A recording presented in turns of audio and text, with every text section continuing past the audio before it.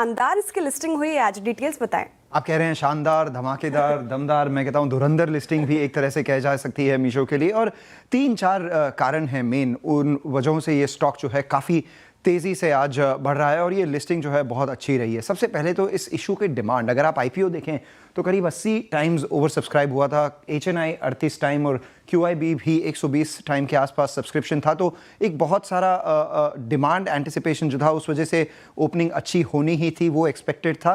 पर उसके बाद अगर आप उनका खुद का फंडामेंटल बिजनेस मॉडल भी देखें तो काफ़ी यूनिक सा है। अगर इंडिया के आज की तारीख में ई-कॉमर्स प्लेटफॉर्म्स में नंबर ऑफ ऑर्डर्स सबसे बड़े मीशो के हैं और वो ट्रूली एक भारत ऐप है जो 10 में से 9 लोग जो है या 87% उनके जो ऑर्डर्स हैं वो टॉप 8 सिटीज़ के बाहर से आते हैं और उसमें से भी करीब 55% जो है वो महिलाएं इसमें खरीदती हैं। और मीशो का जो फुल फॉर्म है, जिस हिसाब से कंपनी का नाम लिखा था, वो मेरी शॉप, उनको जोड़ के उन्होंने मीशो नाम बनाया है।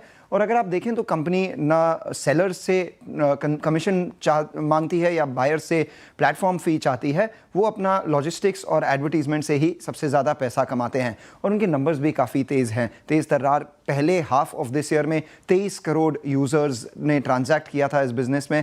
और अगर आप इंडिया की पॉपुलेशन देखें तो हर 8 में 1 इंडियन जो है वो मीशो पर है आज की तारीख में। दूसरी बात, ये लोगों की अफोर्डेबिलिटी के लिए काम करते हैं। अगर इनका जो एवरेज ऑर्डर वैल्यू है वो भी पिछले 4-5 सालों में कम हुआ है, 265 रुपये इनके एवरेज ऑर्डर वैल्यू की चीज़ है। But at the same time अगर आप देखें, क्योंकि चीज़ें सस्ती हुई है, लोग ज़्यादा भी खरीदने लगे हैं, तो ऑर्डर फ्रीक्वेंसी जो है 7.5 से 10 के आसपास हो गई। तो ये सारे मेट्रिक्स काफ़ी अच्छे हैं मीशो के लिए और वो फाइनेंशियल्स में भी रिफ्लेक्ट करते हैं। हाँ, आप कहोगे कि on an adjusted basis company EBITDA loss बना रही है, नेट प्रॉफिट में भी वो लॉस कर रहे हैं, बट उनका जो रेवेन्यू है वो करीब 10,000 करोड़ के आसपास है इस साल में। और कंपनी ने कहा है कि वो जो मेट्रिक को ट्रैक करते हैं वो है उनका फ्री कैश फ्लो। पिछले साल उन्होंने 1000 करोड़ से ऊपर फ्री कैश फ्लो जनरेट किया था और ये जो मेट्रिक है वो काफ़ी ग्रो होता रहेगा। साथ ही में कंट्रीब्यूशन मार्जिन जो 3.5% के आसपास थे, ग्लोबल बेंचमार्क 8 से 10% है, वो बढ़ जाएंगे जब कंपनी की एड रेवेन्यू ज़्यादा तेज़ होगी। और इन सब को देखते हुए अगर आप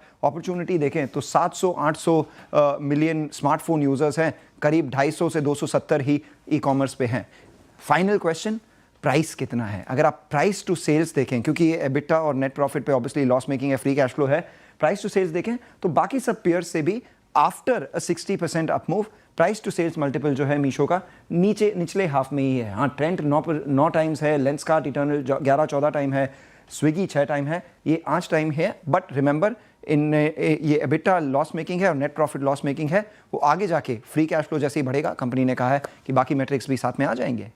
ओके, बाकी मैट्रिक्स भी साथ में आ जाएंगे। शुक्रिया मंगलम और जानकारी के लिए। और बात की थी हमने कंपनी के CEO और CMD से, और श्रेया आपको याद होगा काफ़ी अच्छी कॉन्वर्सेशन हुई थी और एक काफ़ी एक्चुअली मुझे लग रहा है कि ये शायद उन सेलेक्ट IPOs में से एक होगा जो लोगों को शायद पैसा बना के देगा, ना सिर्फ IPO इन्वेस्टर्स को बल्कि इवन लिस्टिंग के बाद। अब मैं ये नहीं कह रहा कि आप 170 पे ले लें, थोड़ा सा अगर रिएक्शन मिल जाए इसमें, कभी किसी भी कारण से अगर मान लो मार्केट ख़राब हो, आपको मिल जाए 150-145 के करीब उस रेंज में, तो मेरे ख्याल से वो एक आपके लिए अच्छा ट्रेड रहेगा, इन्वेस्टमेंट रहेगा राधा। चलिए एक